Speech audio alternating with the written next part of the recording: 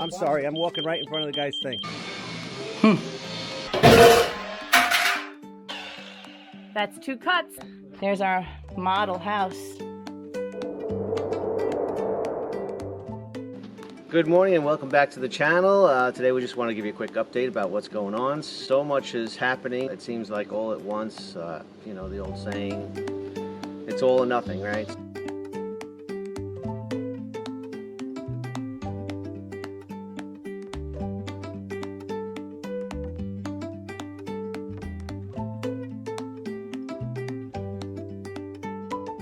So we're building this earth sheltered house here in the Adirondacks, and the first thing we want to update you on is what's going on right here behind us. We've been waiting a long time for these retaining walls. These are massive retaining walls and they have to hold back a whole lot of soil. So for a massive retaining wall, we have massive footings, and that has to come first. So they've been working hard on making the forms, and it is pretty involved. There's some really detailed plans. We have a lot of number 6 rebar, which is ridiculously heavy and hard to bend. So all the stuff that they needed for this project was all pre-bent and cut and delivered with tags. So the guys basically had to assemble this like a puzzle.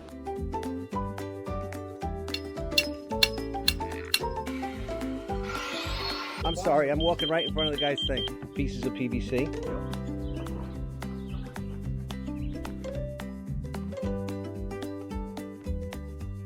The footings are 16 inches deep and 7 feet back. Right, so this little area right here was one of the most complicated areas because the walls are so tall at the highest point. It's almost 18 feet high, so they're actually going to pour these walls in sections in fear of having any concrete blow out at the bottom. Stay tuned for an update. Yeah, stay tuned for that one.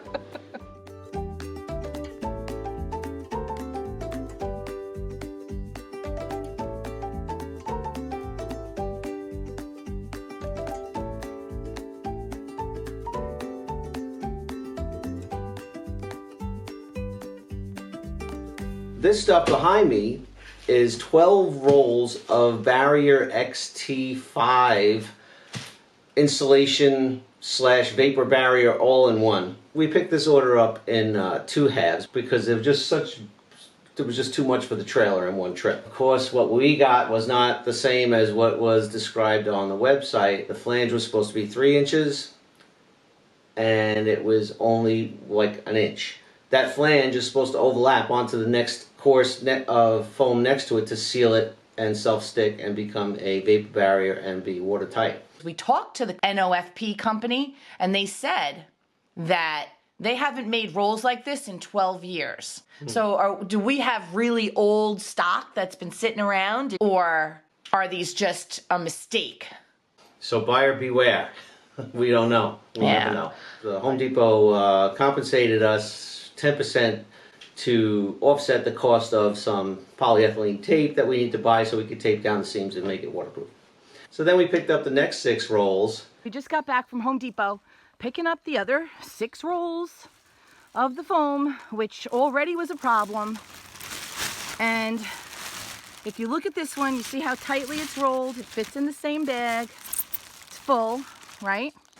And we come around 4, 5, 6, 7, 8, 9, 10, almost 11, 10 and a half coils. one of these does not look like the others.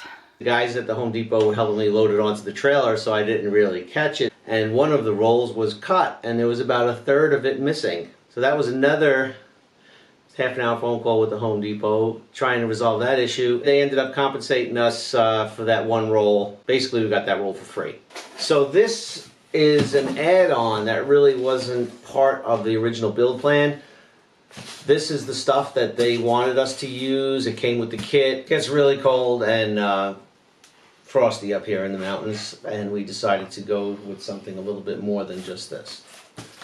We found these Barrier XT5. They're 1.25 inches thick EPS foam, and they are 4 feet by 64-foot long rolls. They have a vapor barrier basically laminated right to them, and they're flexible. So since it's a dome shape, they should hopefully work out really well.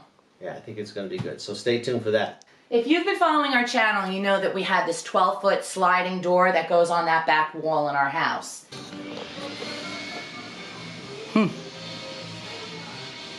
Now that looks fun. Since October, we've been having a problem and we've been trying to work it out with the Home Depot. It was finally resolved, and we have a new 12-foot slider to go in that location. This will be installed after we do all the covering and backfilling, just to make sure this door stays protected. So the master bathroom is done, and we are now moving into the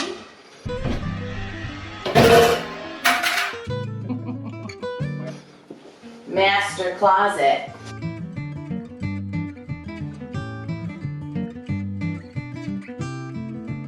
I think we should leave this open with some kind of trap door so I could ask you for a snack and you could pass it through.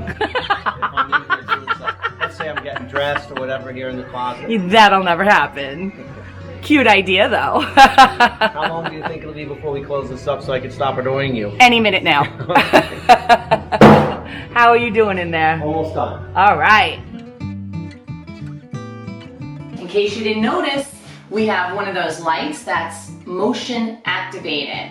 So the entire ceiling is done. We got the vent in, the ceiling is painted, the walls are primed. We are customizing everything in this closet, but we want to stay as frugal as we possibly can. So we'll have a cabinet here with a countertop.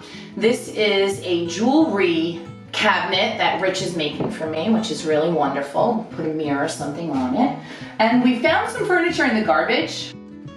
All right, Rich and I are about to bring in some furniture we got out of the garbage on Long Island before we moved.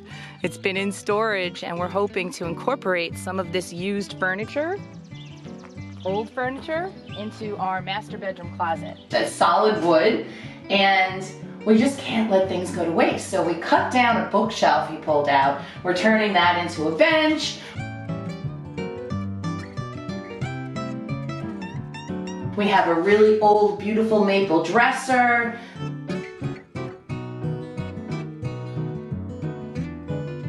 That we're gonna put over here and some closet rods, and it's gonna be really, really nice. So that video should be coming soon, where we share all the costs of everything and what we did.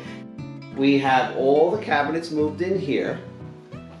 The inspector was here. He gave us the go-ahead to close up the walls. All the nail plates and other things are in place that need to be. We already have the butcher block for the counters. We are going to build an island.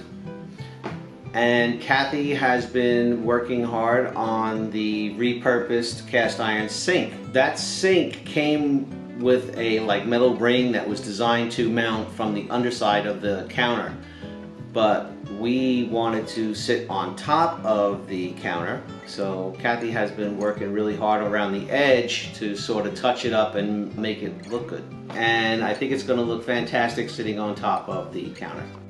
So the kitchen is coming very soon, right around the corner. One of the most important things that I wanted to update everyone on is the Solarc 12K inverter. This is the Wi-Fi dongle. Plugs in right here on the side. Some lights flash, and it's connected to the internet. Anyway, we don't know what the updates are about. We were able to roll back the firmware to a previous version. What do you think? Is this all gonna work good? I have... confidence is high. Let's just say that. Me too. Good. Ready? Yep.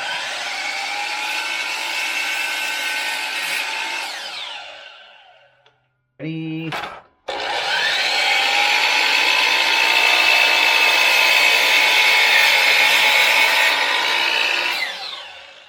That's 2 cuts so far. There's our model house. Our earth-sheltered model. It's broken. All right, so This goes here.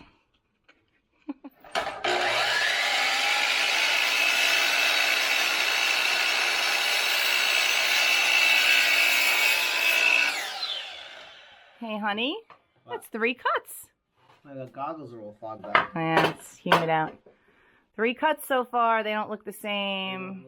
Everything seems to be working okay, so we're happy about that. And we do have plans to make a video dedicated to our solar system and how it works and all the components involved and the costs. So stay tuned for that. So with the money that the Home Depot refunded us, we were able to buy all this red tape. This is going to be for all the seams between all the rolls of the EPS foam. And in case you didn't know, we love red tape. But getting this dome covered this summer is our #1 priority. I'm Rich. And I'm Kathy. And we are creating a simpler life here in the Adirondacks. But simple doesn't mean easy. See you on the next video.